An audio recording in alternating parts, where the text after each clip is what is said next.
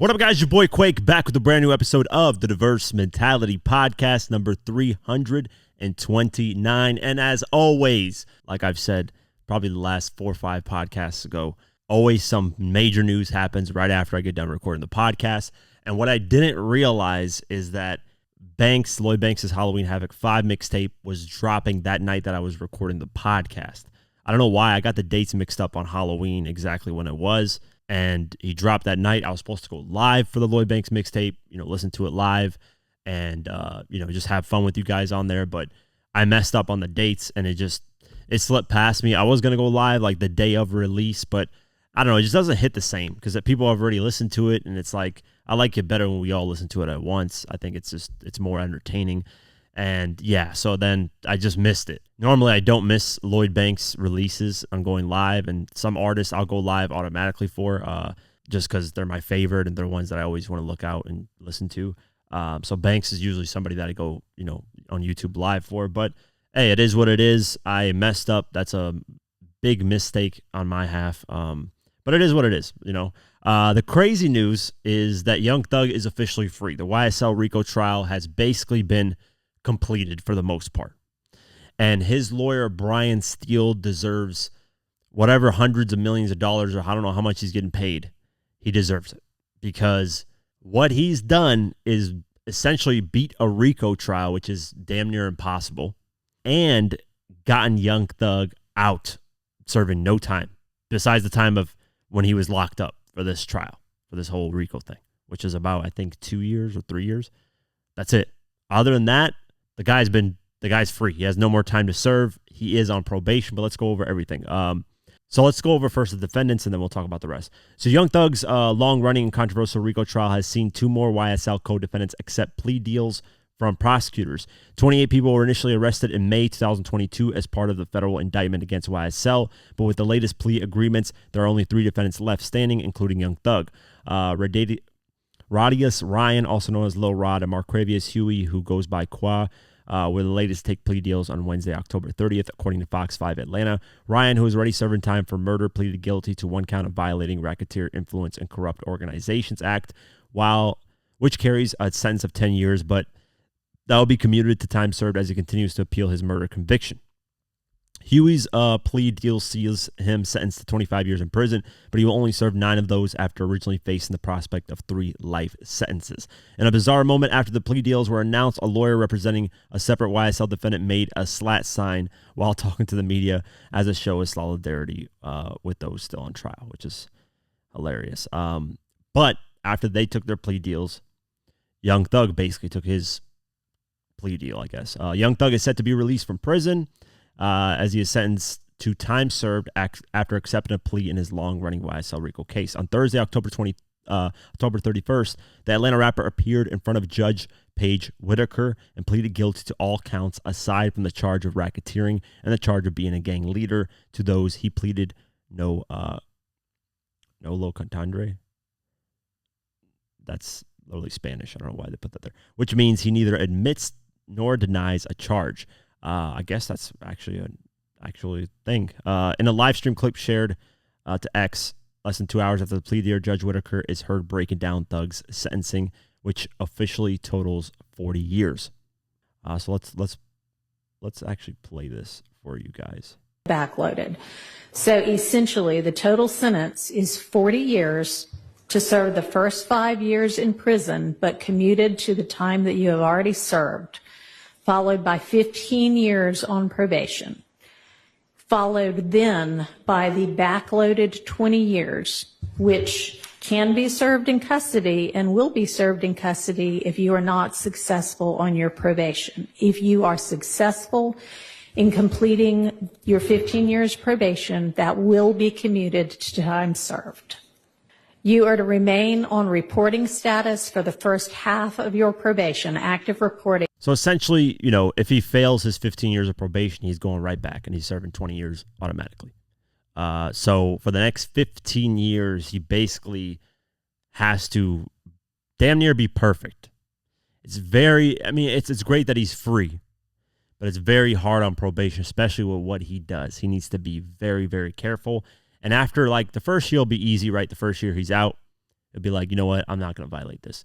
Second year, third year, soon you start to forget you're still on probation. And you start doing things in life, and then all of a sudden, you get yourself caught up in a situation that you had no idea about. So I don't wish this upon him, but I do think down the line, he is potentially going to some way violate that probation. He's going to head back to prison. I'm not saying that he'll serve a lot of time. I'm not saying that it'll be permanent. I don't know what will happen, but 15 years is a long, long time to basically take the straight path, especially as an artist and what he's involved in and what he's been musically part of and stuff like that. If he just decides to switch his life and get out of music and just kind of live his own life, yeah, it's a lot easier to do that. But with the entertainment industry, there's a lot of people that he's going to be contacting. There's somebody on Twitter that put out like Young Thug's contacting T.I., who was a felon at one point. So isn't that a violation of his probation? He can't be in contact with any felons besides the only person he can be in contact with in the gang, in the YSL Rico quote-unquote gang, is Gunna to make music. He can't be in contact with felons. He can't be in the metro Atlanta area. He can only be in Atlanta. Metro Atlanta is all the surrounding areas in Atlanta. And I believe that's it. He has to do concerts I don't know how much concerts. I got to see what the exact breakdown of this stuff is. Let me see, just to make sure. He has to do like concerts and just basically do positive things, right? For the community and make sure that, he's not spreading negativity, violence, gang stuff, things like that, man. That's pretty self-explanatory. And if you're somebody that wants to stay out of prison, you'll pretty much follow these rules pretty easily. I mean, unless you're somebody that just doesn't give a shit and doesn't really care about anything that's going on around them and doesn't care about going back to prison, then yeah, you'll break those rules, quickly. Has to do 4 presentations/concerts a year. So every year, 4 presentations/concerts against gang violence. So he has to denounce gang violence. He can travel for work to make music. No contact with gang members or co-defendants except for his brother Gunna. Cannot promote gangs in any way. So in the music, we cannot hear YSL, gang, blah, blah, blah, blah, blah. And of course, I mentioned this earlier, banned from the metro Atlanta area. Now let's talk about his lawyer. His lawyer is a fucking genius. Like, this guy definitely upped his status. He beat a Rico, first off, which is like damn near impossible. Then, not only beat that, but reduced his sentence to literally just 15 years probation. That's it. Unless Thug messes up. Now it's all in Thug's hands. If he, does the right thing, he'll be all right. But to go from potentially facing life in prison to, I believe the state attorney was asking for 40 years locked up or something like that, 40, 60 years, something like that. They were asking for insane numbers of him being locked up. Basically, he wouldn't get out till he's really old. That's just what they were asking. The state was asking. Ultimately, it's up to the judge to decide what goes on. The state can request something, and then the defendants can request something, and then the judge can be like, hey, let me see what the best decision on this is. Ultimately, the judge made a decision that, hey, you served, because he got locked up in May 2022. He served about 2.5 years behind bars. Gets out, but has to walk the narrow path. He did have a speech in court, basically just apologized to everybody and said, I'm sorry, I'm not this bad person that it may seem like I am, blah, blah, blah, blah, blah. I miss my family, all this stuff. And I will, he even offered, I think he'll do a whole tour and all the proceeds will go to like gang violence and all that stuff. That's what he offered on the thing. So I don't know if he's going to follow up with that.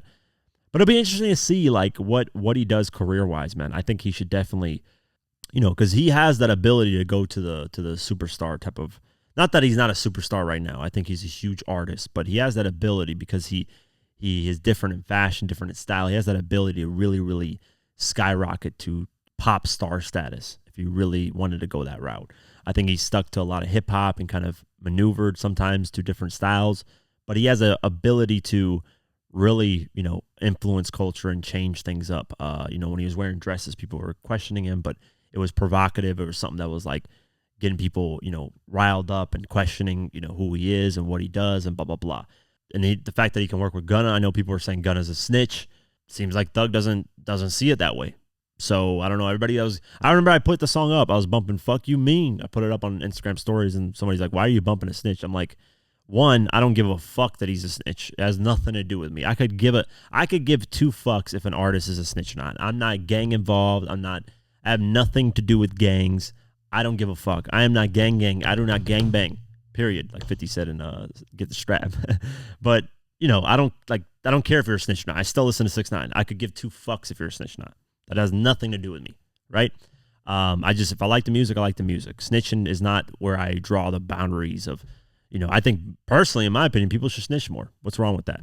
Tell what our tax-paying dollars are going towards. Tell, unless you're doing crime with somebody, then I can see, but I'm not involved in the gang life. I'm not doing crime. If you do a crime next to me, I am snitching. I'm just letting you know 100%. I don't want to get dragged down with you and whatever the fuck you're doing. So don't do crime around me. I'm not the person to do that stuff. That's all you got to know. You got to know who to be around. If you want to do crime, you want to do gang shit, be around the people that do crime and gang shit. And hopefully they don't flip on you, which most of the time people do flip on each other because they don't want to do all that time. Look what's happened to Lil Durk. You got somebody whole snitching because they don't want to do time. So the gang life is not, there's no moral codes in the gang life. None of that shit applies in this stuff. People will snitch on you, rob you, smash your girl, everything that happened to 6ix9ine and more. There's no morals in that shit. There never was, So when I'm bumping, I don't care that Gunna snitched, even if he did or did not. Thugga seems to be fine with whatever happened on the situation because he's like, I want to do music with him. And that's it. We'll see what happens with Gunna. But Lil Baby, took some little shots at Gunna. I'm sure he's going to have to address Young Thug and kind of Gunna as well and be like, why would you take shots at somebody saying they're a snitch when Young Thug has not officially said he's a snitch? He never came out and said, hey, Gunna's a snitch, fuck him. Because if he would have done that, people would have looked at him a little bit different. I think, I don't know, is Gunna really a gang member? Does he really, he's part of YSL, but I don't know. I think Gunna's more of like an artist than he is a gang member, in my eyes, at least. That's the way I see it. But like Lil Durk snitching wouldn't make sense, right? This guy is talking about all this gang shit he did. His own dad got snitched on. That's why his dad served a bunch of time. So him snitching, it would be kind of disappointing because you hear it in the music. You're like, okay, he's a gangster. He does this. He's done that. But would I still listen to music? Yeah, because at the end of the day, it's got nothing to do with me. I could care less. Like, it's got nothing to do with me. Don't do dumb shit, and you don't win stupid prizes. It's that simple, guys. But yeah, we'll see what happens, man. What Young Thug's first moves are, I'm excited. I want to hear what he's got to say, what kind of music he's going to come out with. A lot of people welcomed him home. Drake, a bunch of people. T.I., of course. So yeah, we'll see what happens moving forward. But basically the YSL Rico trial is essentially done after the longest trial in Georgia's state history. It is officially over. There's a few more people I think that need to be sentenced and stuff like that. But as far as the superstar, the reason why I was getting this insane attention is because of Young Thug. And now that he's officially, gotten his time or whatever, then that's it. Most people will move on from it, and other people will face whatever time they got to face. I'm interested in seeing YFN Lucci's stuff because I like YFN Lucci as an artist. I don't know what's going on with him, or if he has a trial coming up, or the YFN gang, or who knows. But I'm curious to see what the hell is going on. Let me actually look up YFN Lucci. Yeah, he pleaded guilty. Wow, I messed up. He pleaded guilty in January 2024. So this is right when I was taking the season podcast break. Yeah, he received 10 years prison sentence. So he's locked up for 10 years. Yeah, so I guess he got 10 years. But he'll get out eventually. I mean, 10 years. I don't know if the music will be the same, but 10 years is a long, long time. But yeah, that's what you get, man. You get into these gangs, and I don't understand these artists, man. I don't understand it. These newer artists are filled with, like, you should be doing less dirt because there's so much cameras, there's so much stuff that you can get caught with. We think that these newer artists are a lot more gangster than the older ones. The older ones are gangster. They just hit it really well. They hit it really, really well. I mean, there's so many artists from the 90s, 80s, even early 2000s that did a lot of gangster shit. You just never heard about it until 20, 30 years later, and they decided to say it in an interview or something like that. But, there's a lot of artists back then that did a lot of gangster shit. You just never would hear about it because it's not about clout. It was about, hey, I have to do this to survive. That's basically the essential theme of a lot of this stuff, unfortunately, is a lot of people have to do bad things in order to survive wherever they're coming from. You know, if you're in an area where you're constantly worried about if you're going to get killed, then you have to defend by being aggressive. That's just the reality of the situation. You can't be soft in those areas. You can't say, no, I'm not going to get involved in any of this stuff. You're going to get dragged into it one way or another, whether you like it or not. That's just the reality of this shit coming into from certain communities. It just is what it is. It's unfortunate, obviously, and I hope this cycle of constantly getting get backs and, you know, hey, you took mine, I'm going to take one of yours, stops eventually. Hopefully the kids, 'cause I see sometimes these kids in interviews, like I think some YouTuber guy, forget his name, but he went and interviewed some kids in Chicago and they're like, stop the violence, we don't care about anything. I hope they stay that way though, because once they get older, they eventually get dragged into this stuff and it just spreads and becomes even worse. I did see somebody say on Twitter, Young Thug for Lil Durk trade-off is insane. And I'm like, and I think he was like, Thug is like, that's the greatest trade in history, right?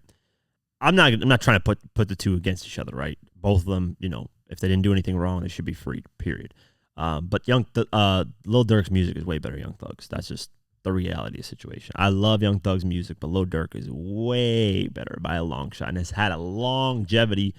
Durk has had longevity for a minute, man. People do not think the guy came out in like 2011 and still up until 2023, 24, he's dropping hit after hit. I mean, at least on his album, he has one hit.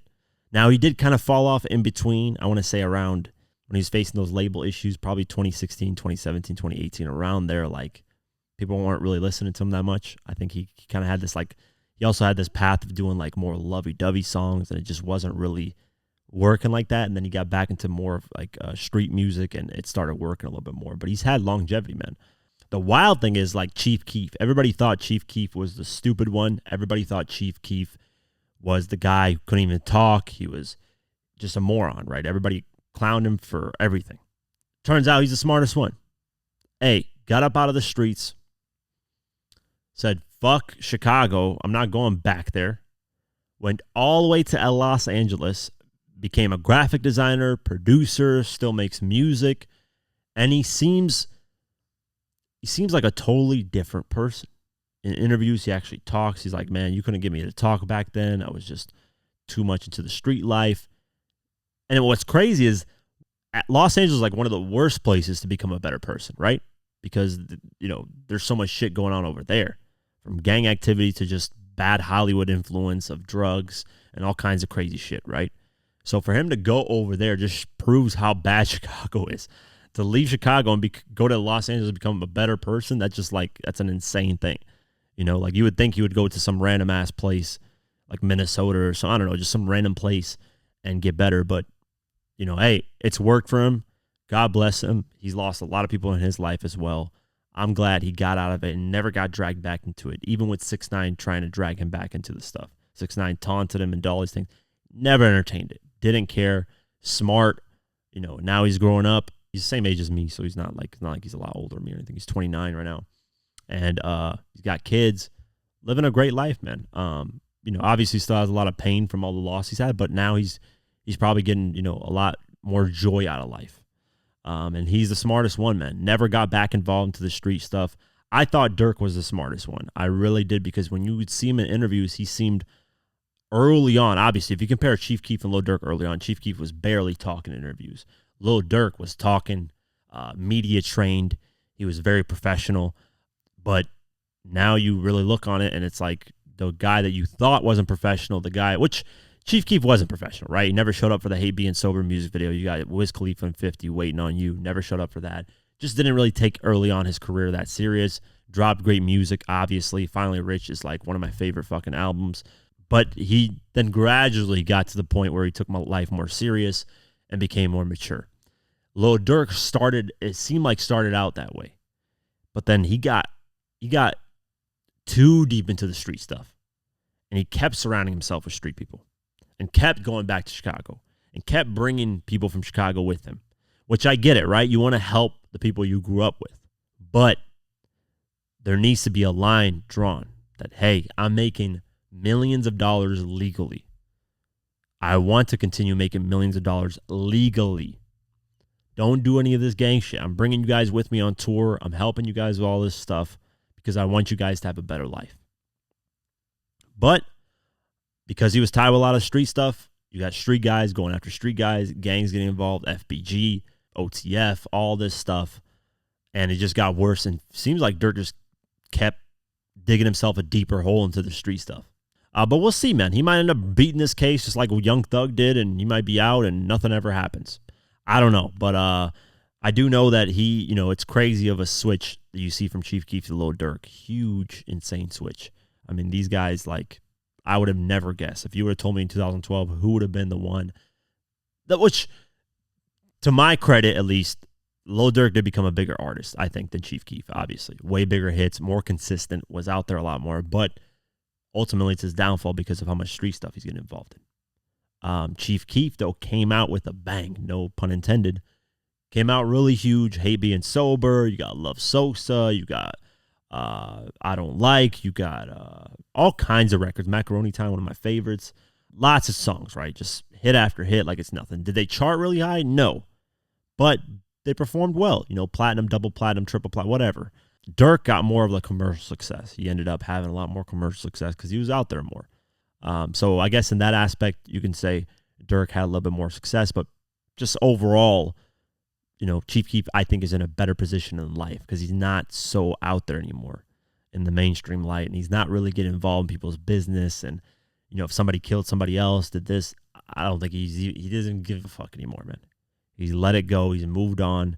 And that's the way you got to be, man. You're the one that was fortunate enough to make millions of dollars and escape the terrible environment you grew up in. So that's the best way to approach it. But, that's my thoughts on all this stuff. Hopefully Thug, goes on the straight and narrow path as well. Doesn't get involved in more of this stuff. You guys are potentially making, some of you made already, generational wealth.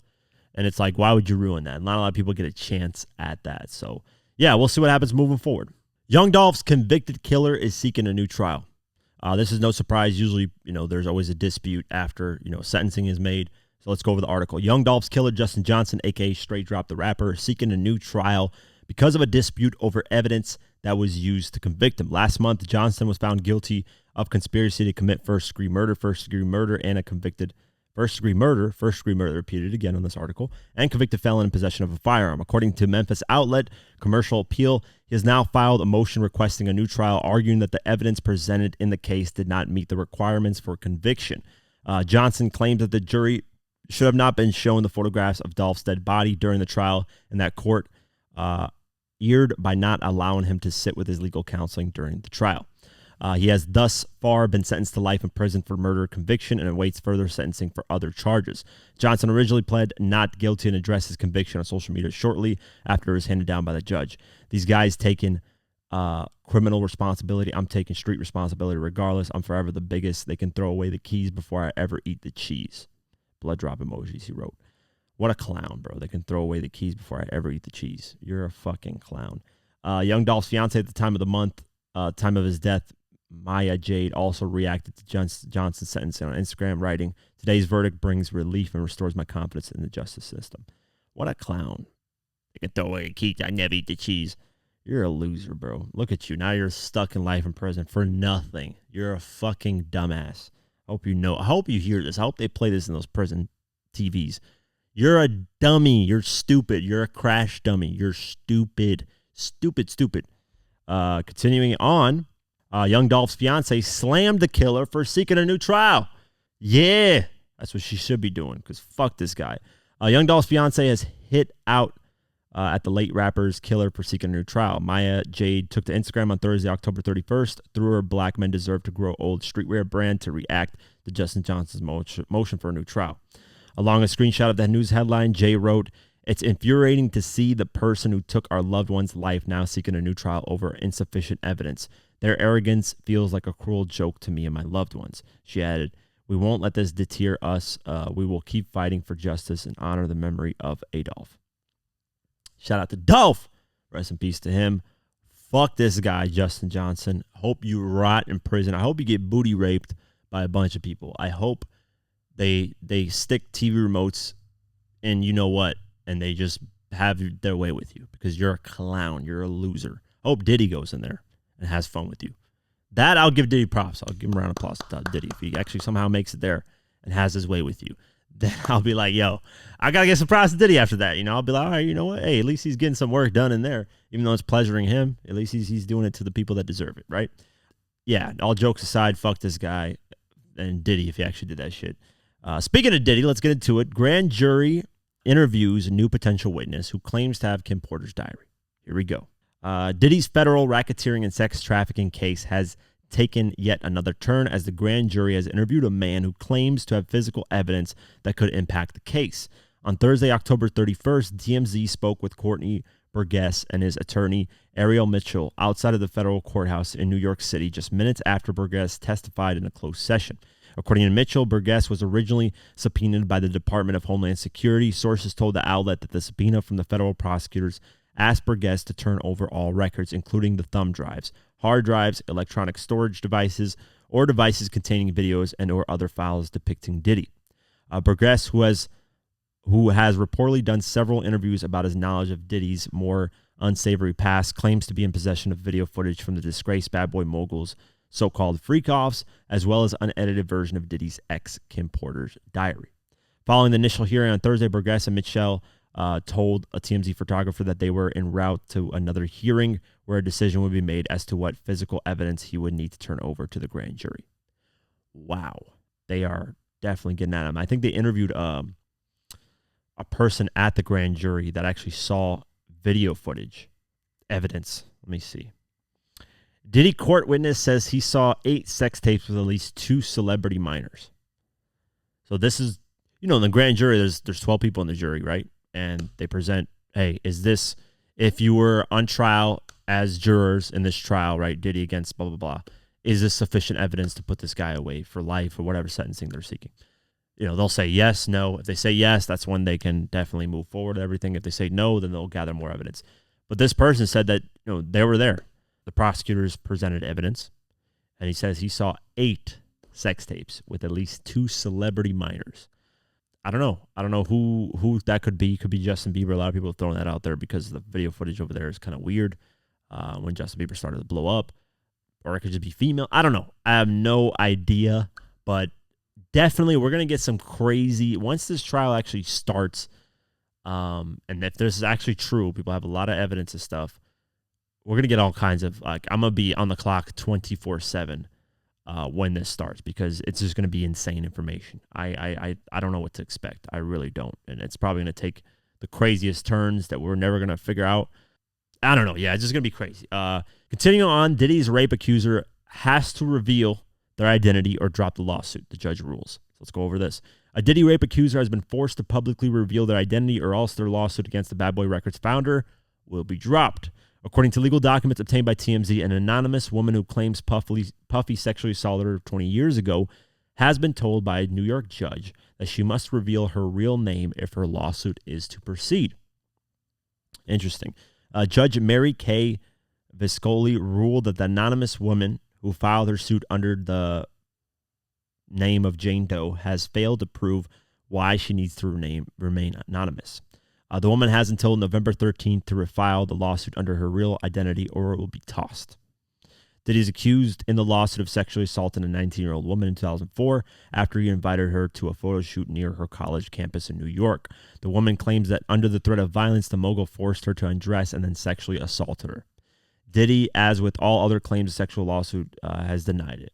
We'll see, man. If she's actually real about this and she's not just filing a suit just to file a suit, then she'll actually reveal her identity. But a lot of these individuals, I think, like I said, man, a lot of these lawsuits have come out. I don't know. I don't think all of them are real, obviously. I don't think nobody should think all of them are real. People are just coming in because Cassie settled an insane lawsuit, and that brought out a floodgate, and these people are hoping that Diddy would settle with them too.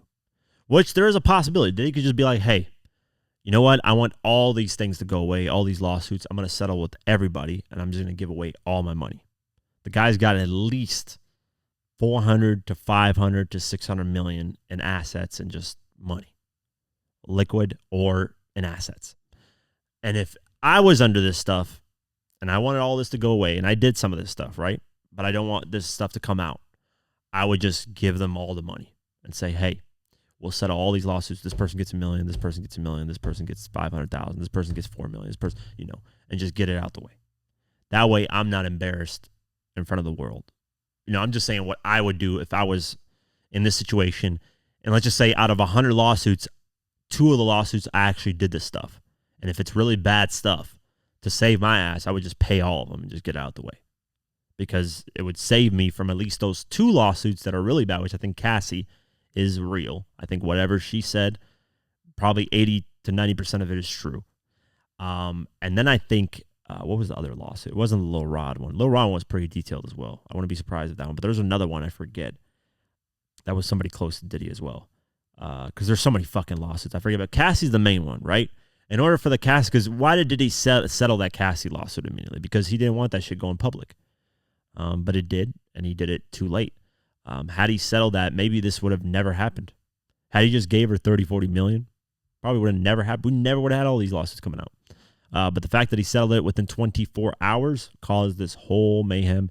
And majority of these people, I'm willing to bet 80%, 90% potentially, are just looking for a payday.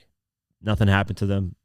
They're just saying, hey, this happened to me on this night because I want money. That's essentially what it is. So we'll see if this rape accuser is really real about what they're saying, and they'll reveal their identity if they're actually serious about it. Drake and Future have allegedly squashed their beef, if you ask Elliott Wilson. But if you ask Akademiks, he says that's not the case. So let's go over what Elliott Wilson said about their beef first, and then we'll go over what Akademiks refutes. Drake and Future gotten on the phone, and they resolved their difference. Wait. Drake and Future. What a time to be alive. We're back. A good authority, Drake and Future have at least gotten on the phone and resolved their differences. So I don't know what that means. Obviously, we saw Young Thug. Young Thug from prison, incarcerated, put out the energy of, hey guys, let's get it back going. So I think that helped the energy when Future reposted it. Yeah. So I know they did. All I can really say is they got on the phone and whatever, seeing the issues, they seem to come to a place of resolving that. Metro not included. There's no trust there still with Metro, but I do believe that Drake and Future are back on the same page. Now, this side of the story, if Elliott's, he trusts his source, obviously, if he's telling the truth, kind of makes sense because Young Thug tweeted out, hey, we should all be friends again, make music again. He tagged Metro Boomin, Future, I don't know who else he tagged, Metro Boomin, Drake, Future, and said, hey, we all brothers, music ain't the same without us, right? Future retweeted that, so basically co-signing it. So Future on his end was like, I'm cool with you. So maybe Drake saw that, maybe he did reach out to Future, and they had a conversation on the phone. Now, Elliott saying Metro Boomin isn't involved in that because I don't think Drake really likes Metro Boomin like that anymore. But Akademiks refutes it. And Akademiks is more on the Drake side, so I kind of would take Akademiks' word more than Elliott, even though I respect Elliott way more than Akademiks because Akademiks, I'm not even going to get involved in that, but, I'm not really a big fan of his. He, though, to give Akademiks his props, he is closer to Drake's side. I mean, Drake basically gave him the CD quality version of push-ups. So I don't know how closer can you be than that in terms of the media world. So let's play what Akademiks has said. Big shout out to my man Elliott Wilson. But with all due respect, I've spoken to extremely credible sources on both sides. And Drake and Future has not been on the phone. So, not too sure who gave Elliott Wilson the authority to say this. But from what I hear, that is not true. That is 100% cap. Now, I'm not going to say Elliott Wilson is contorting or misrepresenting. So, yeah, he's denying it right there. He's saying it's cap. But I don't know. I think they shouldn't be friends right now. I really, really think they shouldn't because what needs to happen is we need to see if Future can go on a run. Not to discredit Future, by the way, when I say this. If Future can go on a run without Drake's help and get a number 1 hit and do his own thing with hits. DS2 obviously didn't need Drake on it. Where you is that? Like, that record was great, but it's not like a track that was needed on the album. Drake didn't have to be there. That DS2 album, obviously, to me, is damn near a classic. There's been moments where I've called it a classic almost. I don't throw around the word classic lightly, so to me, that's a big deal. But I think they should not be friends for right now. Let Future do his own thing. Let Drake do his own thing. See, how things go. Because Drake needs to really play his cards right in this situation and have people miss him for his contribution. Because I don't care if you're a Drake fan or a Drake hater, one thing that you cannot deny is this guy contributed a lot of hit music to a lot of different artists. You got William Roberts, a.k.a. Rick Ross, who got his first billion streams from Drake because of that Money in the Grave track. You got Future getting his first diamond record, his first billion streams, his first #1 hit, all thanks to Drake songs that he's a part of. And a lot of different artists, they got a lot of help from Drake. So Drake should back away and say, hey, I'm not going to do a lot of features. I think this next album that Drake does, no features. Not a single one. Just do your thing. Straight 16, 18 records of just you. And see how it does. Maybe do an R&B, somebody on a hook, like Janae Aiko or some shit. I don't know. Come up with some R&B record or Party Next Door on the hook. No features, though. Just straight up on your own. I would like to hear that because I don't think we've heard a Drake album with no features. I could be wrong. Or barely. I mean, we've had some with barely any features, but we've never heard a Drake album with no features. I just want Drake on an album and see how it performs, see what it does. Future, let's see how he survives in his career without having Drake. That's what I want to see. That's why I'm not saying that they should never be friends again because I like Drake and Future together. I like every song that they've made together for the most part. And I think, squashing the beef is the best thing to obviously do in the situation. But I think give it some time.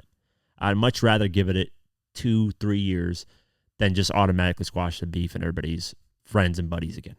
Let's see how William Roberts does in his career musically, which he hasn't done anything really. Without Drake, the guy hasn't had any type of momentum musically at all. At least 50, people clown 50 and say musically, blah, blah, blah.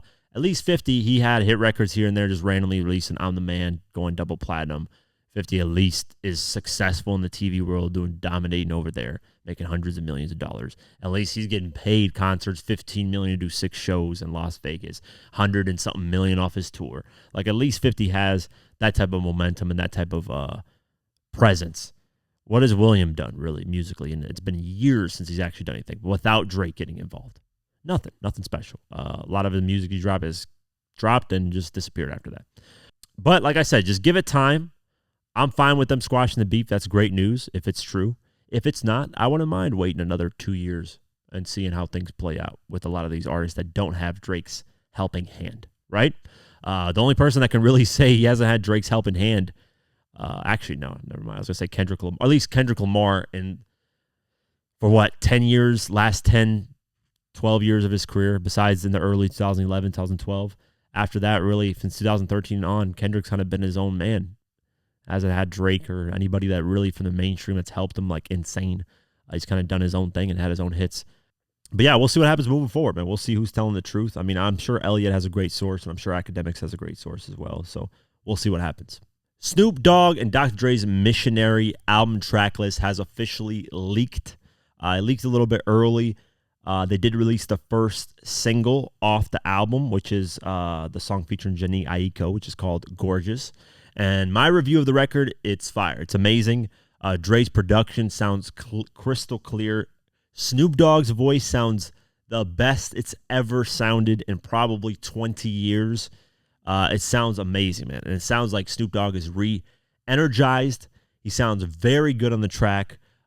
You can tell Dre's coaching is all over this track. And I can't wait, man. I cannot wait for this album to come out because obviously my favorite rapper's on there.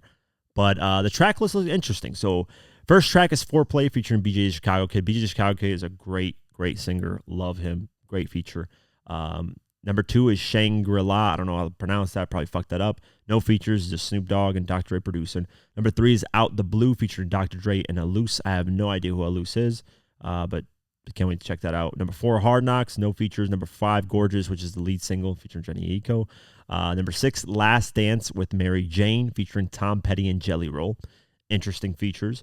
Number 7 is Pressure featuring Dr. Dre and Khan. Once again, interesting features. Number 8 is Another Part of Me featuring Sting. That is, Sting's going to get money. He's getting bags. I wonder what sample they used off that, or maybe they used something completely new. Number 9 is Skyscrapers featuring Method Man and Smitty. Interesting. Number 10 is Fire featuring Coca Sarai. I have no idea what that is. Number 11, this is where I lost my damn mind. We got Guns and Smoke featuring 50 Cent and Eminem. Now, I lost my mind when I saw this, obviously. We got a record. This is the first time in history, if you're a Shady Aftermath G-Unit fan from the late 90s, early 2000s, or whatever you want to go, early 90s till, 2000s. This is the first time ever we've gotten Snoop Dogg, Eminem, 50, and Dr. Dre on the boards all on the same track. This is the first time we've gotten Eminem, Dre, and 50 on a track. I mean, Eminem, Snoop, and 50 on the track. But now we got all four of them. So this is not the three-headed monster. This is the fucking, I don't know what the fuck the four-headed monster is. But that's what that is. So I am extremely excited for this.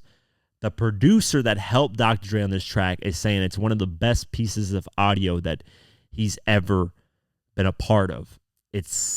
I'm just super excited, man. Let me find the actual tweet. I followed him on the CS Armstrong is his name. He said, the greatest piece of audio you've ever heard. I hope he's not overhyping this because the greatest piece of audio I've ever heard is kind of crazy. But that sounds just amazing. Let me see. I'm trying to go over these other tweets as well because there's some more here. This is what Snoop Dogg said. He said that the 50 Cent Eminem song is a real street record. That's Slim Shady. That's my Libra gang partner. So we like to do as many things we can do together. We like to do because we're family. It's a street record. I hope it's not just 50 on the hook. I would like 50 on the hook. I'd be happy with that, but I hope 50 actually has a verse on there. Maybe him, Snoop, and M are going back to back on verses. I don't know. I don't know what to expect, but I know I'm going live. The second album comes out, and I'm not going to skip to that track on live. I'm just going to go through the whole thing. When I get to that track, I'm going to lose my mind. I haven't gotten new 50 Cent shit in ages, so to me, this is like Christmas. So I can't wait. Number 12 is a track called Sticky Situation featuring Khan and Coca Sarai. Number 13 is Now or Never featuring Dr. Dre and BJ Chicago Kid. That sounds amazing. Number 14 is Gangsta Pose featuring Dem Joint, Stallone, and Fat Money.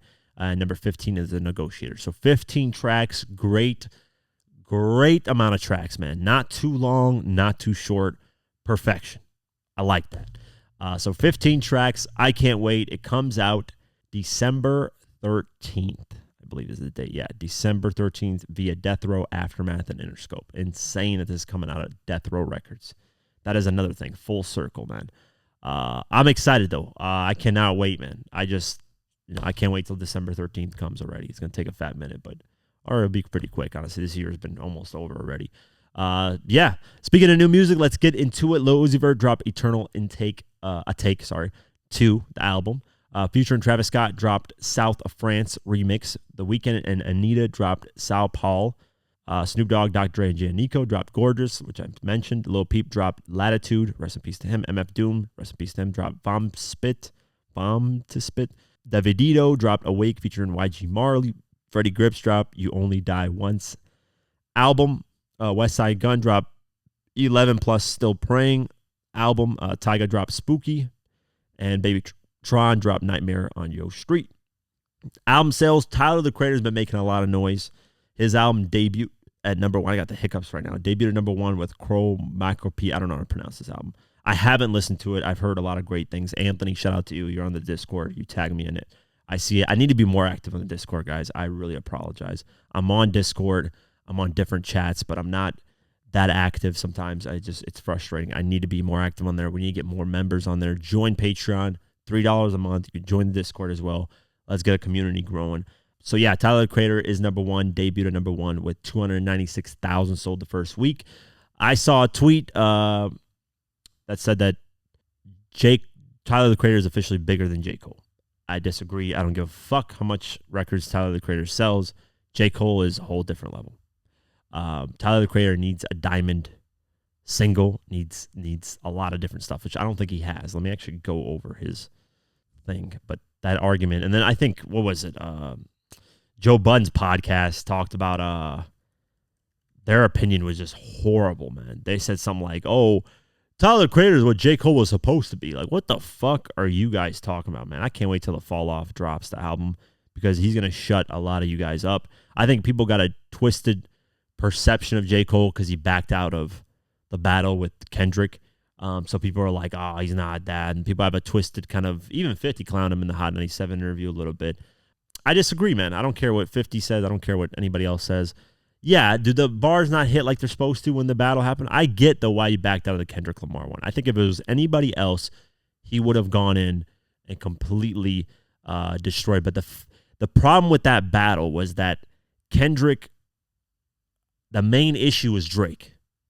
The main issue wasn't J. Cole. If J. Cole was the main issue and Drake was the secondary, then I would have a lot more frustration with him backing out of the battle. I would be a lot more disappointed. But he wasn't it was Drake that was the main issue. So J. Cole was kind of a casualty of what Kendrick and Drake had with each other. So the more that I look at it that way, the more it makes sense that J. Cole backed out. But the bars ain't hitting like they once were. I hope he gets into a battle with somebody over something. That would be really interesting. Just a hip-hop battle, nothing crazy. Just to kind of remind people, hey, I am nice with the pen, and if we get in the battle, I will destroy you. That's what I would like to see from J. Cole. He has to prove that in my eyes, because him rapping about being the best anymore doesn't really hit like it once did, unless he gets in a battle with somebody of his level, like maybe Tyler, the Creator, since everybody's comparing them the two. I don't know, maybe Tyler, the Creator, and J. Cole going at it. That'd be interesting to me. I would love to witness that.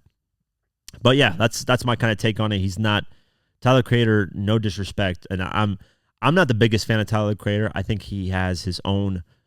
What I commend him for is he is very creative, and he actually puts a lot into his art and has proper rollouts of albums and dedicates real time and money into what he does. And you always got to salute that. For me, though, musically, I don't get really that much into him. Do I like certain tracks, certain albums here and there? Yeah.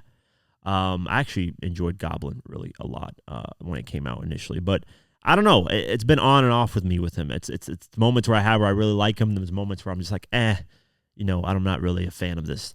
But I need to check out this album. A lot of people are giving it great reviews, so I would like to check it out. Number 2 is Halsey, the Great Impersonator.